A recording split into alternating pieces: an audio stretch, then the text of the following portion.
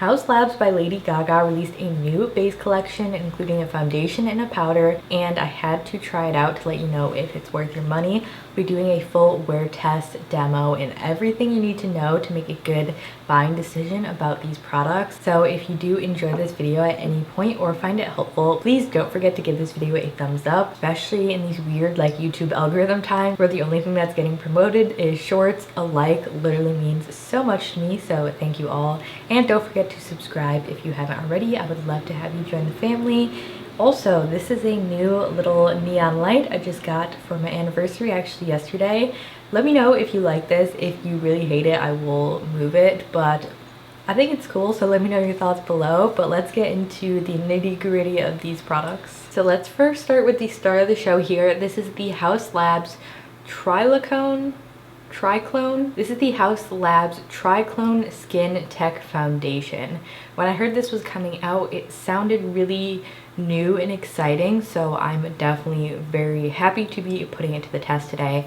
I have been using this product along with the powder for the past week, so I have a good feel for how they wear with different products and sort of mixed and matched. So this retails for $45 and it's described as a medium coverage, weightless, clean foundation with fermented arnica that reduces redness, helps even skin tone, and protects from environmental stress. The coverage claims to be medium. This is a liquid formula and the finish says natural. So more about those sort of like skincare ingredients. The fermented arnica is supposed to visibly reduce redness and irritation. There's something called Intellizin 7 complex, which is a proprietary blend of medicinal herbs that promote healing and calming, and also a bioferment 7 complex, another proprietary blend of super antioxidants that protect the skin from stress. It's also vegan, cruelty-free, and gluten-free. It's also saying that it's ultra comfortable long wear, and it's a weightless serum-like texture that seamlessly blurs texture in pores for a natural skin-like finish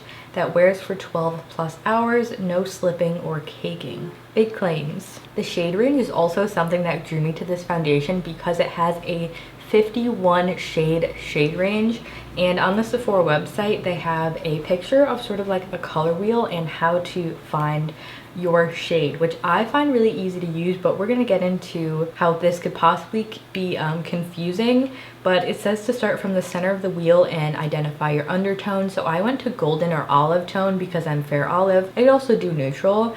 And then it says move to the second row and identify your shade family, so I just went to the lightest shade. And it says move to the final section and identify your shade number within that family. So I went to the golden or olive toned, and then I went all the way to fair, so I went to 030, which is the shade I have here, which is called Fair Cool. So the reason I feel like this might be confusing is because this is called Fair Cool even though it is like this quite golden olive undertone, so I'm not sure about the shade names. I think the names in general seem to be pretty confusing, but if you just look at the descriptions of the undertone, I think that's a good way to go, or to use the color wheel. I'm not sure why the names aren't sort of in line with the actual undertones. But another thing I found really interesting, they have this shade called 000 Fair Neutral, which is an ultra fair with neutral white undertones, which I'm almost tempted to pick up. Let me know if you want me to try this out, but it looks like an almost like pure white foundation, which is really interesting to me because I always need some sort of like white mixer if I have foundations that are too dark. So I might pick that one up, possibly use as like a highlighting color or to mix in with other products. But this shade I got seems to work pretty well for me. You'll see with the try on. But that was a lot of description, so let's get into the application of this. So it does come in this nice glass, sort of rounded bottle. I think the packaging is very pretty and modern looking. Haus Labs did go through a rebrand recently. I do like their new packaging. There's like an embossed H on the top of the cap, and then it does come with a pump, which I also love. So let me do a quick swatch for you just so you can see the shade. Again, this is the shade 030 Fair Cool. So as you can tell, it does have this like golden undertone, but I will say it's not very orange. I think the undertone is really nice and like a neutral golden. And the texture is very thin, as they described. It's like a serum texture. So I'm only starting with about half a pump here, and I'm gonna try it with a sponge on this side of my face. I'll just start with a small amount so you can see sort of how like the coverage is if you were to start with just a very light layer. By the way, I don't notice a scent really at all with this foundation. Maybe like a slight natural-ish scent, but it's definitely not scented, which is great. So here's just the very light layer on one half of my face. Like, you can tell it actually does give a really solid medium coverage, and I used like a very thin amount of product. It is super serum-like and feels like really nothing on the skin, which I love. It's just so light. I wonder if this is water-based. It feels like it, and I also usually love water-based foundations, especially for texture, because they really just like smooth over everything.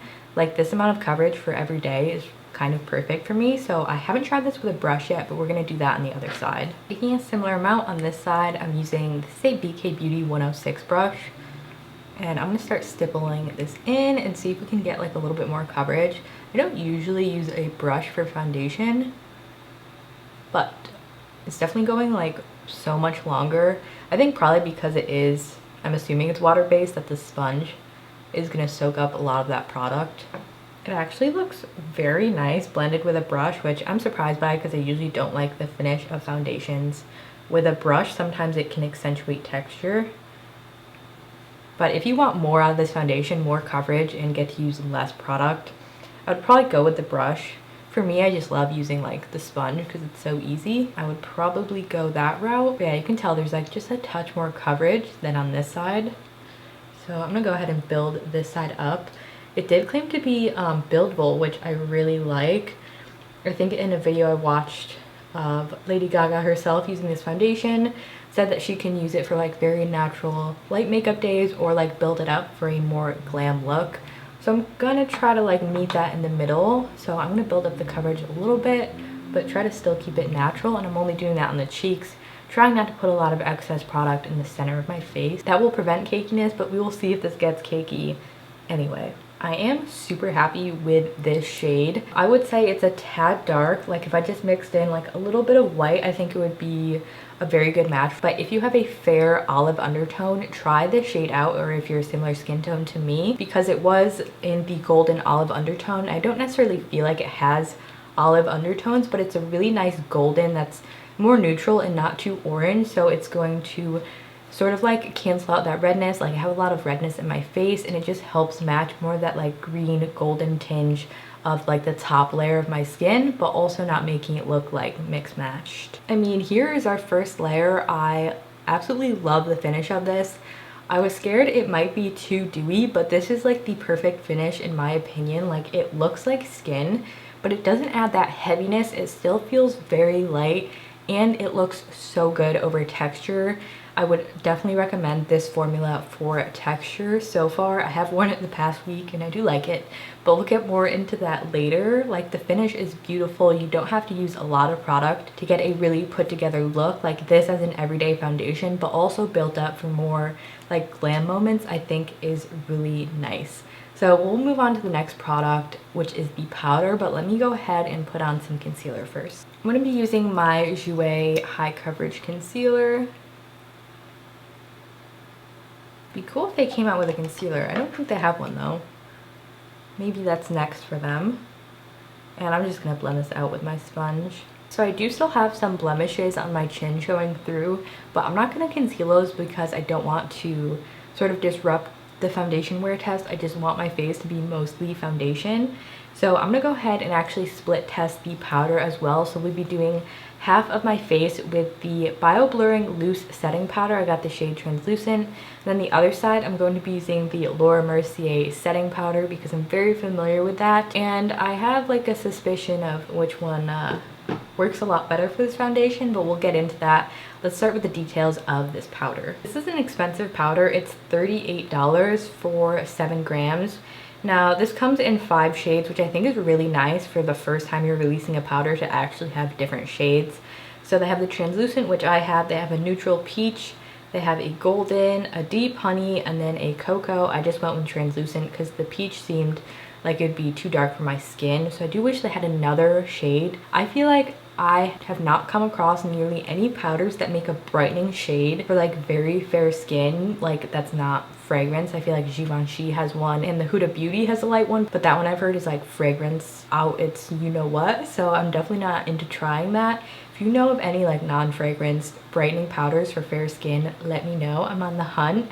But this is described as a clean, skincare infused loose powder that blurs imperfections, smooth skins, and optimizes makeup performance in 5 talc-free soft focus shades. So it is a talc-free powder as well. It says a natural finish. It's a loose powder. Again, it has that fermented arnica, plant squalene, and tourmaline, and it's vegan, gluten-free, and cruelty-free. It actually says it has gel powder technology that delivers a weightless veil of translucent color with a comfortable, flawless-looking finish. Formulated to seamlessly melt onto skin, it subtly blurs, visibly brightens, and perfects with every stroke. Again, a lot of claims with this. The packaging on this I think is very beautiful as well. It has the H on the top. This kind of looks like a little bit cheap to me. I really like the foundation one because the cap is actually like metal, but this is plastic. So it kind of just has that like cheaper feel to it. It's also kind of like an unnecessarily big top for the powder, so maybe not like the most travel friendly. And then it comes with one of these sort of like net applicators, which are not my favorite because you can't really like put it into the cap. You kind of have to like put your brush into the powder, which I'm not a huge fan of. So I'm gonna do the Haus Labs powder on this side. Before I set though, I am going to use my finger, as I always do, to smooth out any creases and pick up extra product. It just always makes my under eyes look a lot better. And then using a Eco Tools under eye brush, just dipping that brush into the powder and setting my under eyes. I always set the under eyes right by my nose and right into the smile line with the most product, and then I'll take a fluffier brush for the rest of my face. So what I like about this powder is it does not deepen my under eyes, which is a pretty hard thing to find with a translucent powder. It is like pretty truly translucent, and it has a really nice natural finish. I was also worried this might have like a lot of shimmer in it. I feel like a lot of like natural finish powders do, but looking at it on my skin, it's it has like a very subtle natural skin glow. So I'm really glad they didn't go like too crazy with it. Like a good example of something that's just like too glowy is the Rare Beauty powder. That one just really emphasizes texture, whereas this one I feel like does have that smoothing effect. Next, using more of like a dome shaped brush, I'm going to just lightly set this side of my face. So I love the initial look of this powder. I mean, it just looks like flawless. Like I'm so happy with how they work together. Let's go ahead and do the other side. So the other side, I'm going to use the Laura Mercier powder. And I find this to be like the most oil controlling powder for me. So I feel like that's why it's a really good comparison. So hopefully you can see it's a slight difference, but I always find the Laura Mercier powder does deepen my under eye, and when I put it on my face, just slightly. So that's kind of like what I don't like about this powder, but it's such a good formula, I still use it. So now just using that for the rest of the face, this half of the face that is. In terms of smoothing, I actually do feel like the Haus Labs powder, like especially in my pores in this area, which I usually don't have an issue with, but it looks just like a tad bit smoother, which is really nice because it did claim to be a blurring powder. All right, so this is our first check-in. It's 11:14 in the morning, so I will go ahead and finish up the rest of my makeup, but since the base is done, this is our starting time, and I really like the finish of it. Nothing like weird is happening. It just applied beautifully. Like I said, it's really like seamless and smooth on the skin. The powder went on really well, and I'm overall like pretty happy with these products. I will elaborate later. I would love to know at this point in the video if you think this foundation is going to wear well, and or if you feel like the Haus Labs powder or the Laura Mercier powder is going to be a better match with this foundation. I would love to hear your predictions in the comments below, but I'll be right back with the rest of my face done. All right, rest of my face is done. I stuck with powder products, again, just to not disrupt the foundation. So I'm really happy with how it's looking so far. Like it does just give you this like very pretty natural look. It's not like totally undetectable. You can tell, you know, that there's like makeup on my face, which I don't mind, but I am really loving how it's sitting and how it's looking with the rest of my face products. I'm not getting any cakiness. I will try to insert some clips in different lighting to sort of show you what it's looking like. But yeah, I'm really happy with it and I'm excited to show you how it wears. So I will see you in the next check-in. Bye. Alright, I'm back at the end of the night. It's been a rough one, but it is now 9:36 p.m. So it's been on for 11 hours, I would say. So let's get a closer look at sort of what's happening with the products that we tried out. So again, this side was the side with the Haus Labs powder, and then this side was the Laura Mercier powder. So just the first thing that I noticed is that I am pretty oily on both sides of my nose, which is usually where I get oily, but this is why I did the powder split test. Because you can see with the Laura Mercier powder, I am just like a little bit less oily. That just controlled my oil a little bit more, whereas this powder, there's a lot more oil breaking through. So this powder definitely is not oil controlling or good if you have oily skin, I would say. In terms of the foundation wear, I think that most of my face looks good, but in this like sort of just zone of my face, it is kind of looking rough. The whole patch of my chin has worn off. It's also gotten like really patchy and like almost has this like weird dotted texture to it. It did sink a little bit into my smile lines, which I noticed when I had previously tested it. Not too bad though, especially on the Laura Mercier side. And then it's just all broken up on top of my lip. My nose is basically all rubbed off. And it's unfortunately just not like a very super long wearing foundation, which is so unfortunate because I love the look and finish of this. I think I would still definitely use this in like a shorter context, you know, for like a shorter day. I think it's a really pretty foundation. I wish that it didn't like end up looking sort of this cakey by the end of the night. I also noticed that this under eye, which was the Haus Labs powder, has more creasing, like a lot more creasing than my Laura Mercier side. So in combination with that concealer, this powder did not really help to control creasing as well as my Laura Mercier one did. So I think that in combination, sort of both of these products seem to be better for more normal to dry skin, which I feel like kind of with all the makeup launches lately, a lot of them are more catered to normal to dry skin. They're a lot dewier and have some more moisture in them. So for me, I don't get super oily, but I do have some oils break through, and with that formula and that powder, it's just not like doing what I want it to do. So even though they look good in like the short term, it's not something I would recommend for long wear. It's not something I would recommend if you have oily skin. If you have like more normal to dry skin, I feel like you would really love the look of this, especially since it looks so pretty and lifelike, just like on the parts of my face where it hasn't you know, just like worn off pretty terribly, like just the cheeks and everything. It didn't transfer off. It's pretty decent, it's good, but it's not great. That would kind of be my like overall review of it. The powder is just like it's like very ho-hum. I think maybe, you know, you have normal to dry skin, you want a nice blurring powder that's not like very drying. I think that would be a good pick. And then the foundation I will stick with, only really recommending this if you have normal to dry skin and you don't need something very long wearing, and maybe the shade range is something that appeals to you and you feel like you could find a really good shade for you. So unfortunately, just like another foundation flop for me. I haven't had like a good foundation review in a long time. I'm hoping that one comes soon. I'm very picky with my foundations, but it's just because I've tried so many great ones and I have a couple that I really love, and I feel like everything should live up to those kinds of standards. For my personal foundation preference, you know, it all depends on your skin type and what kind of products you like to wear, but for me, it's just a I would love to know your thoughts below on these products in this line. If you are going to try these out, or maybe you've already tried them out, I would love to know your thoughts.